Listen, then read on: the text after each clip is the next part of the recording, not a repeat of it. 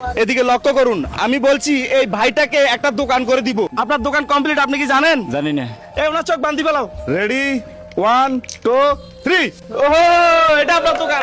দেখেন, এটাই হলো সারপ্রাইজ। দোকান ভালো লাগতেছে? ভালো লাগতেছে। এটা আপনি চালাইতে পারবেন? পারবো।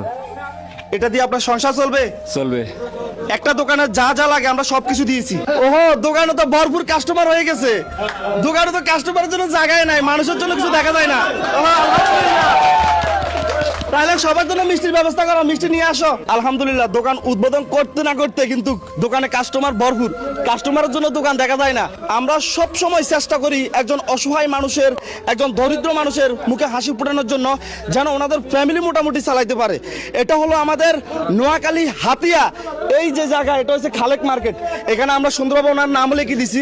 দেখেন, যে দীপঙ্কর স্টোর আর রিয়াদ ভাইয়ের পক্ষ থেকে এই দোকানটা হয়েছে। আপনারা যারা হাতিয়াবাসী আছেন, অবশ্যই আপনারা খালেক মার্কেট আসলে এই যে দীপঙ্কর দার দোকানে অবশ্যই আসবেন। এখান থেকে এক কাপ চা হলে খেয়ে যাবেন। এই মার্কেটটা তো আপনার নামে? জি, আমার নামে। আপনার নাম কি? আব্দুল খালেক। এই যে আমরা যে ওনাকে যে দোকানটা করে দিয়েছি, এটা কেমন হয়েছে? ইনশাল্লাহ ভালো হয়েছে, বহুত খুশি হয়েছি। উনি হলেন বুড়িশ্বরের 2 নং ওয়ার্ডের সাবেক মেম্বার। এই যে আমরা যে ওনাকে দোকানটা করে দিয়েছি, এটা ভালো হয়েছে না? জি জি, অবশ্যই ভালো। আপনারা যে উদ্যোগ নিয়েছেন তার জন্য আমরা আপনাকে ধন্যবাদ জানাচ্ছি। আপনার ছেলেকে যে আমরা দোকান করে দিয়েছি, এটা ভালো হয়েছে না? ভালো হয়েছে, আমার দোকান কানা আমি খুশি হয়েছি। আপনারা চাইলে মানুষের কাছে খুঁজতে পারতেন, সাহায্য চাইতে পারতেন। আপনার থেকে সুস্থ মানুষ মানুষের কাছ থেকে সাহায্য চাই, তো আপনি কেন সাহায্য না আছে? এই যে আমরা ওই দিন দেখলাম আপনি কাজ করতেছেন। আমি কর্ম করতেছি, আমি খুঁজি খাই না, আমি কর্ম করি খাই। উনি খুঁজি খায় না, কর্ম করে খায়। আসলে ওনার এই ভিডিওটা দেখে দেশ ও প্রবাসী সকলের হৃদয় কেঁপে উঠছে। প্রত্যেকজন আমাকে বলছেন, রিয়াদ ভাই ওনাকে একটা ব্যবসা প্রতিষ্ঠান খুলে দেন। তাই আপনাদের অনুরোধে, আপনাদের ভালোবাসায়, আপনাদের সাপোর্টে, আপনাদের হেল্পে ইনশাল্লাহ আমরা আজকে ওনার এই দোকানটা একেবারে কমপ্লিট করে ফেলছি। আপনার ছেলেকে যে আমরা দোকানটা করে দিছি, ভালো হয়েছে না? ভালো হয়েছে। তোমার আব্বুকে যে দোকান করে দিচ্ছি, এটা ভালো হয়েছে তোমাদের জন্য? হয়েছে। এখন স্কুলে লেখাপড়া করতে পারবা? পারবো।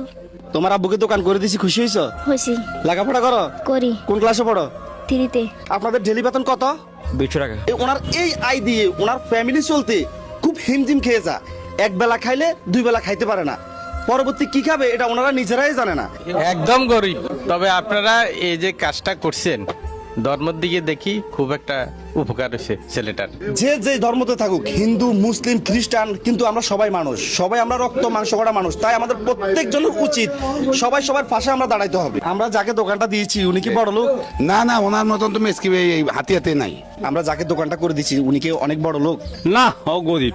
কাস্টমার বলেন, এলাকাবাসী বলেন, সবাই আজকে এই দোকানে উপস্থিত হয়েছে। আমরা যে কাজগুলো করতেছি এটা ভালো না খারাপ? আমরা কি এই ধরনের কাজগুলো সবসময় চালিয়ে যাবো ইনশাল্লাহ? এখানে